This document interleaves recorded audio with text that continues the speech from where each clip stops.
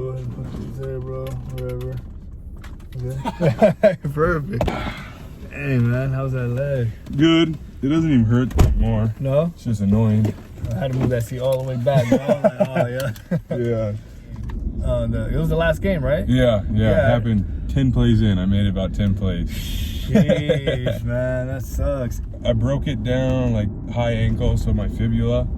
So it like popped back. Because originally there was nothing wrong with it. So it must have like shifted again and they just put a plate in there and it's good to go. But it's a quick recovery and stuff. So. Oh no, that's good. And it's a good time to have it. But what grade are you? What? So senior? I'm a redshirt junior, academic senior.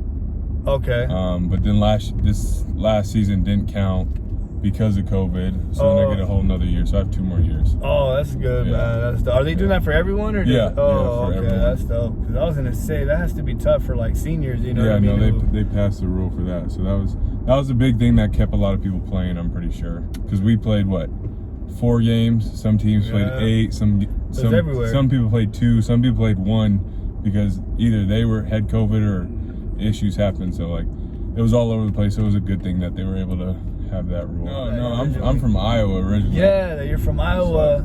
So how did that whole transition out here? Yeah, I did it probably the most different way you can really do it, especially if you're coming from West Coast, Midwest. Not a lot of people know. I did a postgraduate year.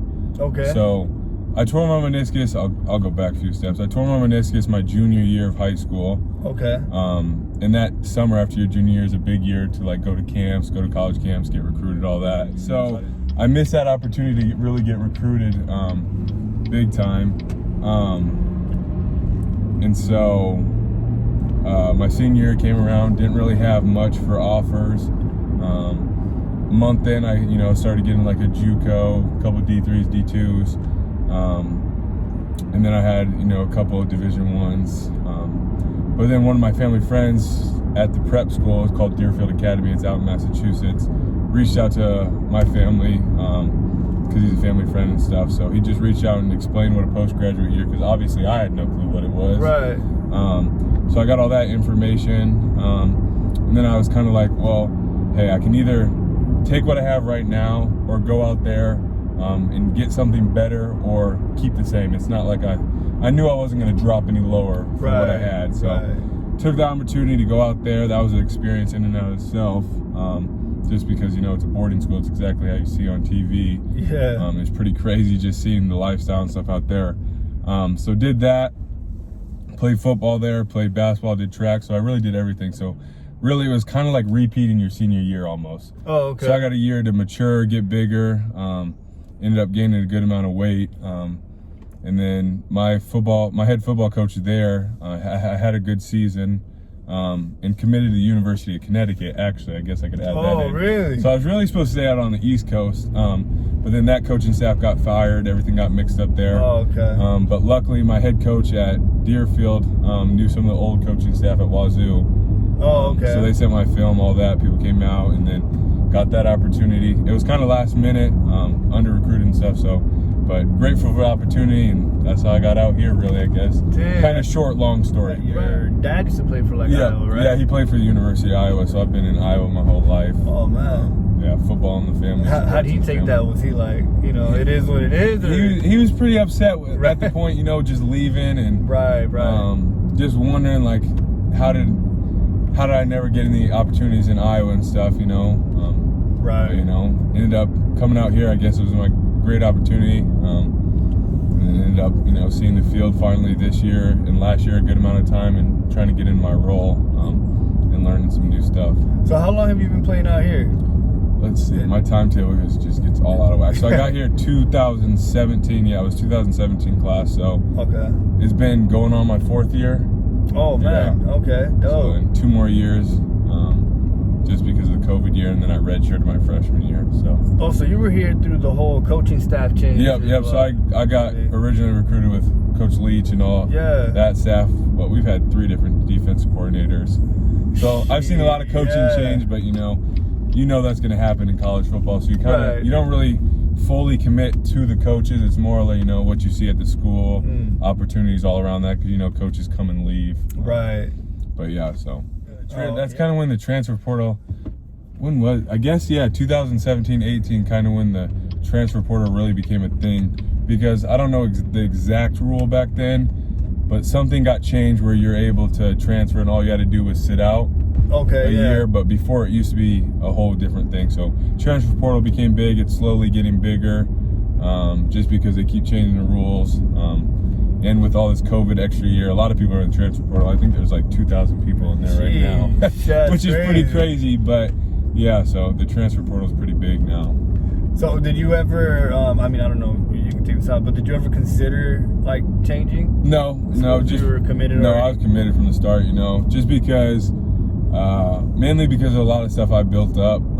Have a lot of good stuff around the community going on, you know, in the school, and just, you know, once I settle in the place, it's not like I want to get up, you know, and leave. So I'm pretty committed, used to sitting through all of it, and I was slowly rising as a player, as a person. So it wasn't like there's anything I needed to leave for, you know. Whoever came in, I was gonna do my thing to, you know, impress them and get on the field and do things off the field right to stay in good measures, and that's what happened. You know, the new coaching staff came in and it was all good there too. So it's been good experience all around. Was there any, you know, because your dad played, right? Was there any like pressure there, like if you like having to play in a school, or did you already? Was it already like, yeah, it's gonna happen? How does that work essentially? Like, to play waiting my turn. My turn. Yeah. So I kind of knew I was gonna have to, you know, take my time, wait my turn, just because I was undersized. I came into WSU at 215, I think. So I was super undersized I came in as a DN, got moved to D tackle as I started to increase weight. I bet freshman year during the season I was probably 240-ish, 250. And then another off season came, was able to gain a lot of weight. You know, wasn't the right way I gained it, but then I put on another 40 pounds. So that year I was probably 280, 270 in that range. And then, but yeah, now I'm 285. It goes around just because now I haven't been doing much for a while. But so yeah, my weight's been all over the place, but I knew how to wait my turn, you know, learn some skills. Just because I did play 4 sports in high school, I think that kind of helped me in different ways, but you know, focusing on that one sport I didn't fully understand. You know, my football, I guess my football smarts and football technique and everything weren't. So has football always been like your passion, or has there been something else? I'd say I was more of a basketball player for a while. And then I was kind of more basketball, baseball, but then I tore my meniscus my junior year, like I said, and didn't get to play end of football season, basketball and baseball. So I kind of at that time kind of lost, well, I ended up playing baseball towards the end, but kind of lost that love a little bit for basketball and baseball. I'm trying to focus on football.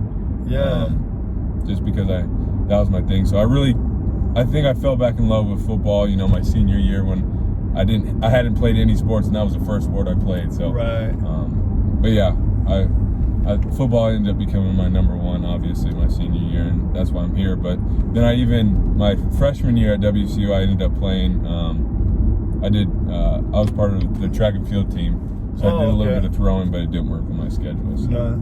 How does that work as far as like, I mean, do you consider like for pro, or do they choose you? Like, how does that work? Like, so yeah, for professional, you know, they're already kind of scouting you and watching you. It's kind of, I'd say, like high school a little bit, but it's more, you don't have like a full say in it. It's not like you you don't send your tape out. You don't like technically go to like camp. Obviously there's camps and mini camps later on, but it's not like you can go to like camps throughout your college career to show off for like. So it's really, you know, they got their eyes on the people. They know who they're watching. They know who they're scouting. I got you.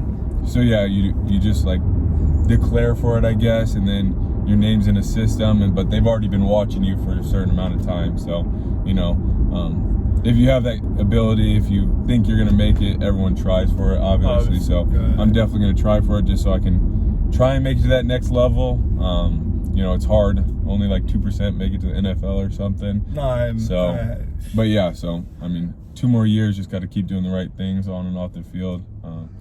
Get my technique and stuff down, but yeah. Well, you already kind of have like your plan, I guess, Yeah, You yeah. know, I guess not my fallback plan, but I got two plans, coming up together. So yeah, back with the, graphic design, and that side of things. So how'd you get into like the whole graphic design thing? I guess it's really back to football. So I got into it. I've always kind of done art, so always loved art a lot, in elementary, middle school, and then a little bit in high school. But really got into it, like what I'm doing now, really got into it at prep school.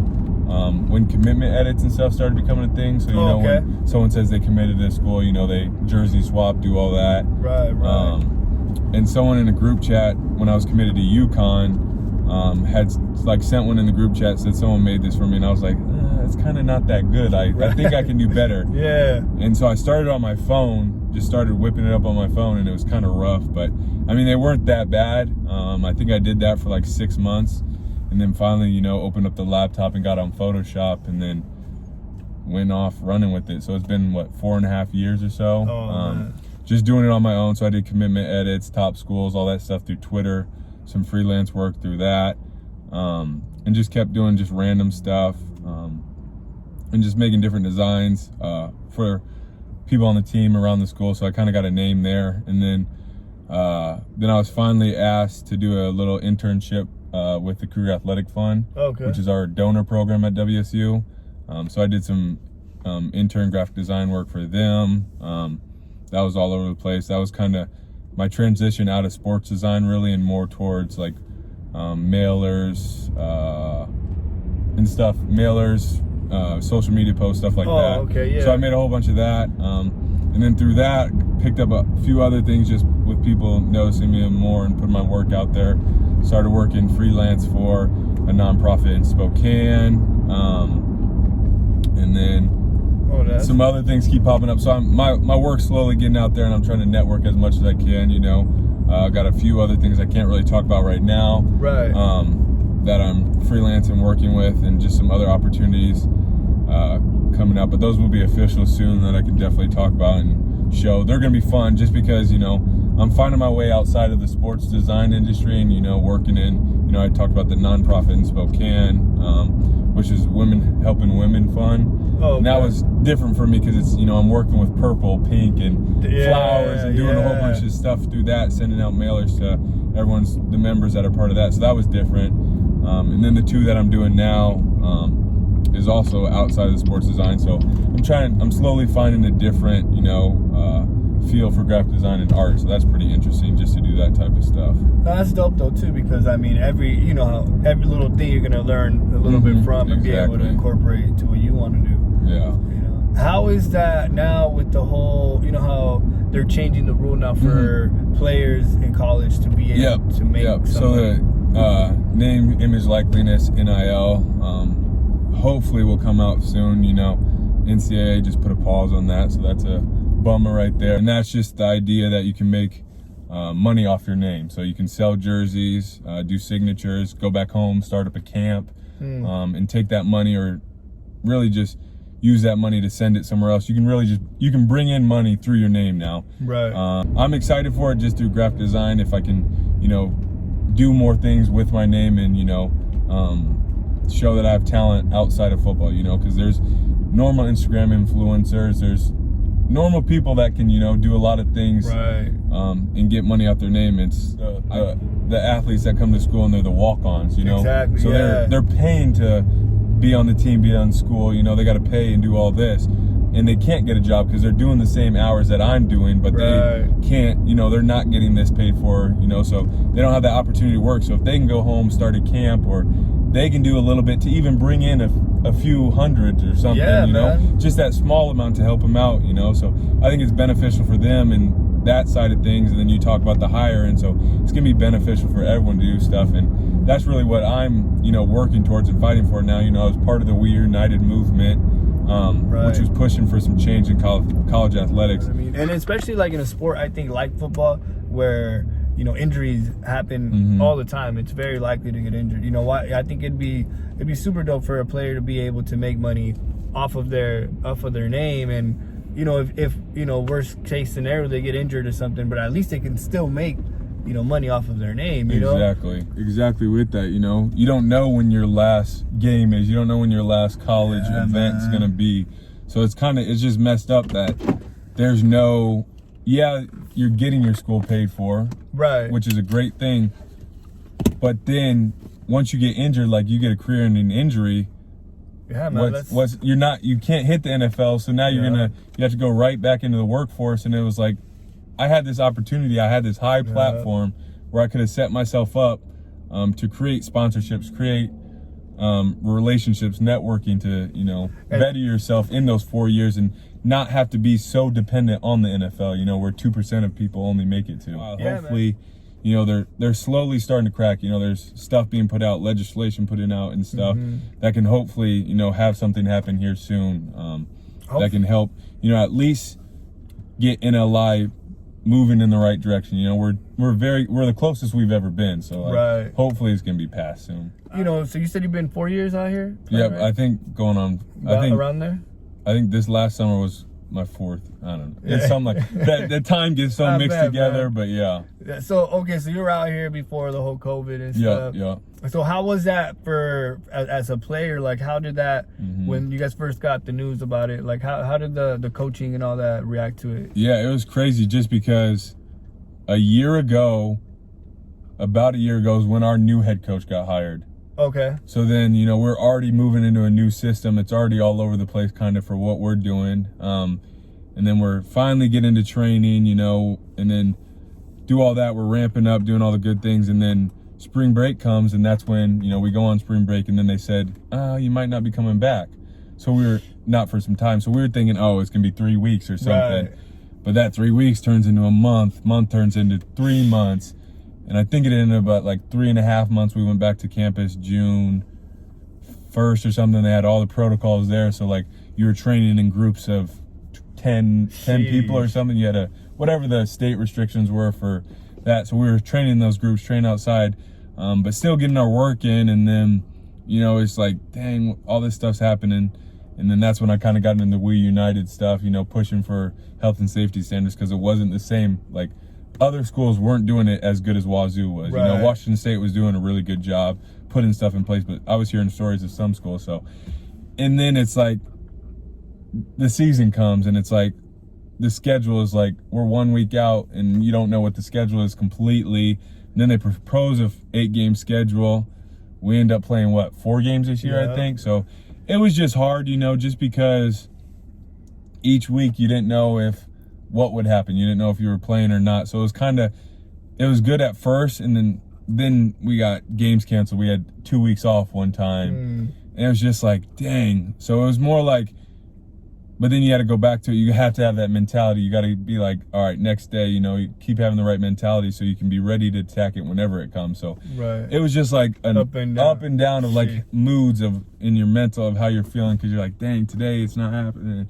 And then you did this whole, and it's just a whole bunch of stuff. And it was frustrating, but I mean, it was still nice to, get those games in and play a little bit just to, get some more experience under belt. So man, it was crazy, but I bet, bro. it was still worth it though, just going out there and playing all that, because everyone, we got a free year, we got games in. I ended up breaking my ankle and stuff, but I mean, it was a crazy year. 2020 was crazy, but doesn't seem like 2021's giving us any break. Yeah, man, we'll see, hopefully. So, We United. Yeah. How did that all start, and what was your role in that? Yeah, so I was, I guess, one of the initial members. It started as conversations with people.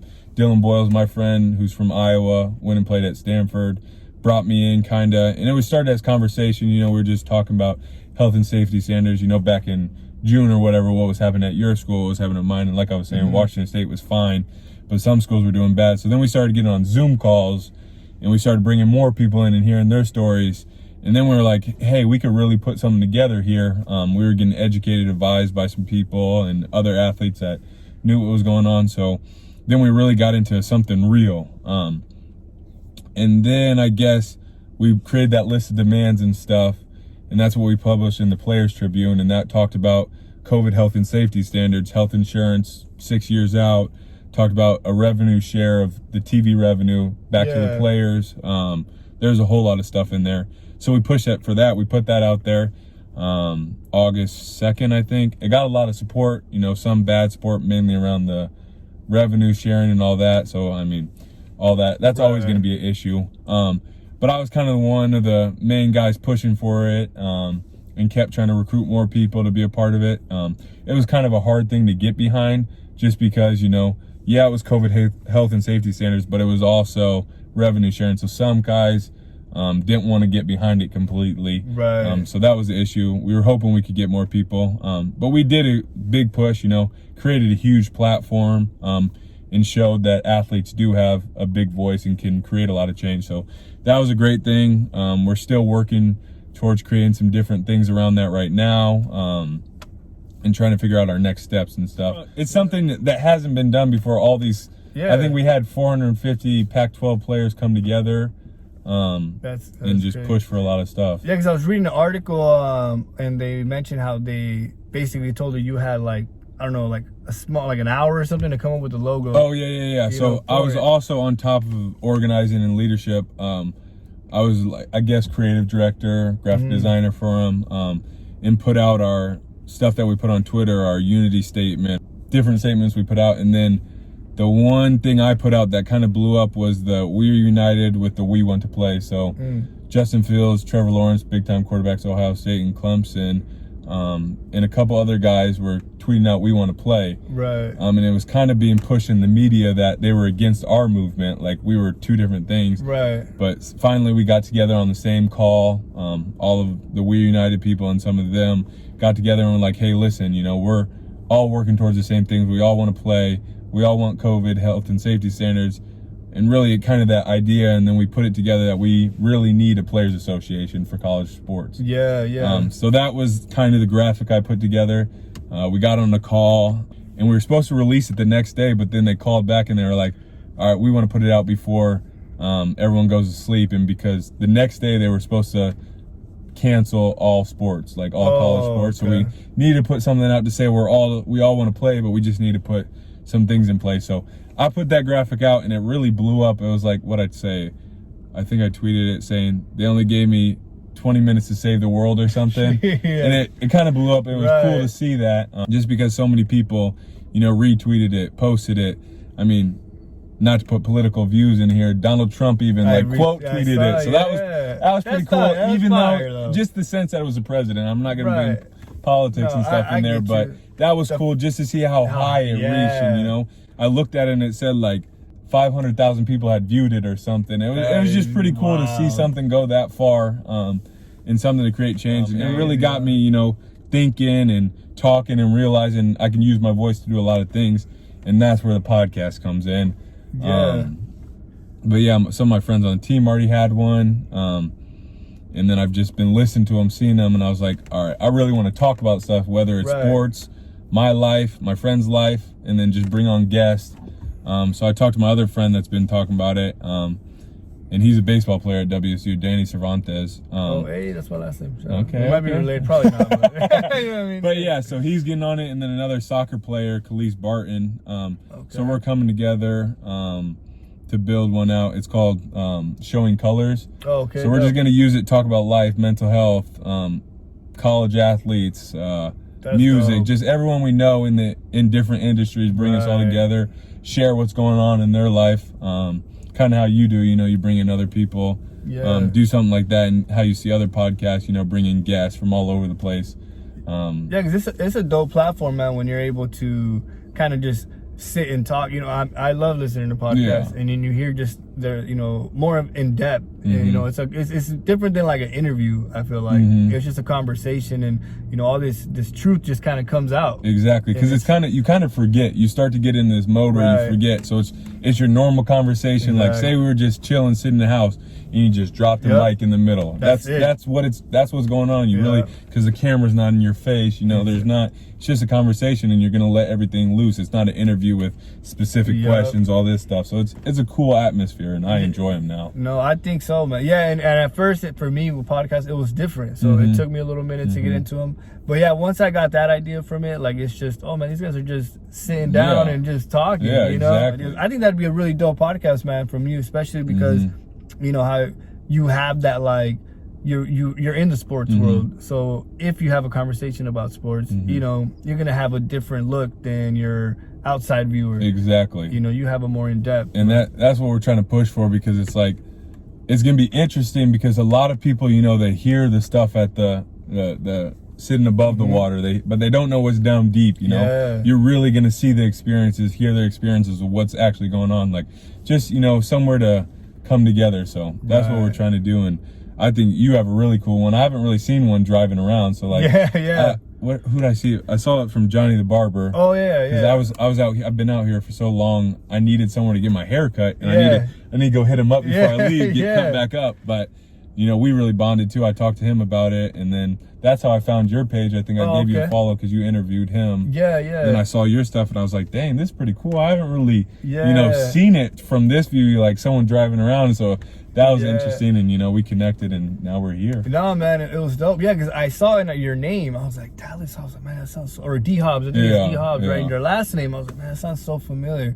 But I was like, nah, you know, it couldn't. And I went, I was like, yo, like, I was like, is this real, or this like a, you know, some, you know, sometimes they'll make accounts. Exactly. You know, like, and then, you know, I sent you the message, like, you know, thanks, you know. And I was already about to message you before you sent that message, because I was like, dang, I'm in the Tri-Cities. I kind of want to see, you know, what's up, you know, just share a story, because I saw the lady that owns the candy or shop or whatever. I saw hers and I saw other people, and I was like, this is pretty cool, you know, I might as well network with some more people out here and share my experience. Well, there's a lot of people. And I was like, dang, this is pretty cool. So I was like, oh, I'm going to try and check it out too, but you had already messaged me, and I was like, all right, great minds think alike. I seen your last interview post with Urban. Well, I haven't seen it yet, but I saw it, and I clicked on his page yesterday, gave it a follow, and he's putting out some good stuff, because, you know, I'm trying to do some clothing design here soon. I'm slowly getting into that. I got a few stuff out and stuff. I'm trying to get that side of things going as well, you know, try and venture into everything. So I've messaged him, linked up with him. So now we've been talking on that too. So that's just through you, and it's just like, there's a lot of networking, a lot of stuff through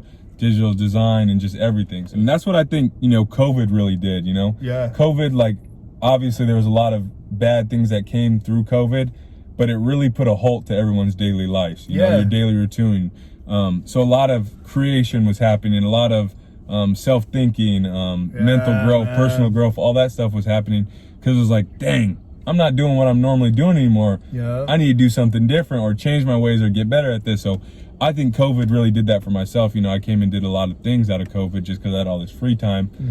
But you see it all around. There's more things coming out, more connections happening. So from that side of things, you know, this COVID like break really created this opportunity for everyone to be more successful, or reevaluate themselves to, you know, become a better person, or really change if they wanted to. You know, obviously some people were doing their same things, but a lot of things have come out of COVID, and I've been thankful for it. Yeah, man. I mean, I think in every, you know, in every bad situation, there's, you know, there's some light, and I think that was one of the things, you know, how you said, like, there's a lot of unity now. You know, it could be that people were forced to be apart for some time, but, you know, you see, like, you know, support local businesses. Like, that's big here, you know, like in Tri-Cities, where I don't remember it being as big or as vocal, at least, you know. But now we understand, like, man, these are just everyday people.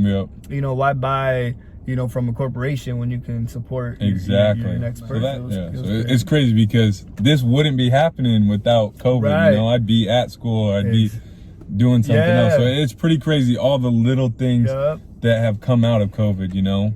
It's crazy how. I'll ask you, I'll give you one question for you. What's your goal or dream for 2021?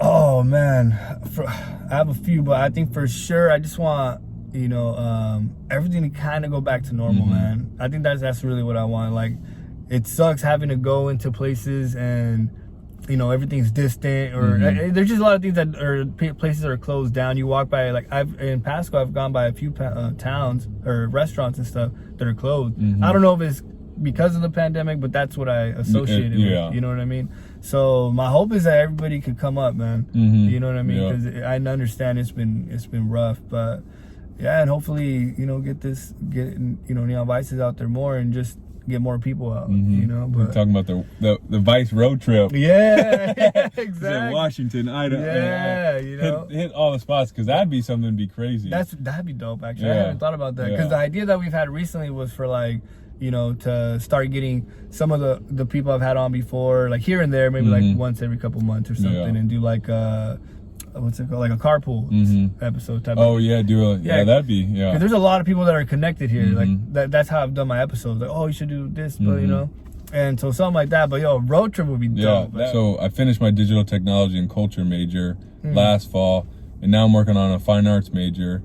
Oh, and all 4 of my classes right now are all art classes. Oh man, it's like just had it. The first day was today, painting class. They're talking about we got to paint on Zoom and do critiques, and then I got a sculpture class, and we got to do 3D softwares instead. But hopefully, I'm gonna learn different techniques to do things online. But like you said, it's hard for students, and it's not college students. Yeah, we're understanding it, but we're talking about elementary kids, man. Way down there. You know, my girlfriend's elementary ed program, so she's doing practicum hours with first graders, and they have to learn on Zoom. And it's like if I was in first grade trying to learn on Zoom, not happening. Yeah, man, it's tough, bro. Like, you know what I'm saying? Yeah, like, so I feel bad for that level and stuff. To keep like their attention to, like, you got to feel for like the teachers, like everybody in general. Like, it's tough because you can't. It's so hard to keep like a first grader's attention. Exactly. You know what I'm saying? So yeah, man, it's tough. You know, everything's so weird. I'm just curious as to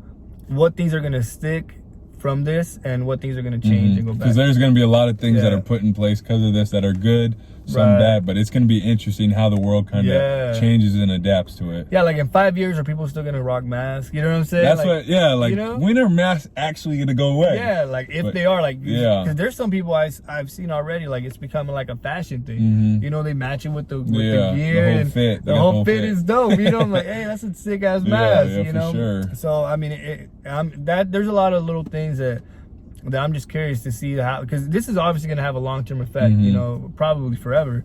So I want to know like what that. Yeah. All right, man. Well, thank you, bro. I appreciate you. It. I'm happy we got this in. Yes, you man. know? Me too. Good luck. Good luck this season.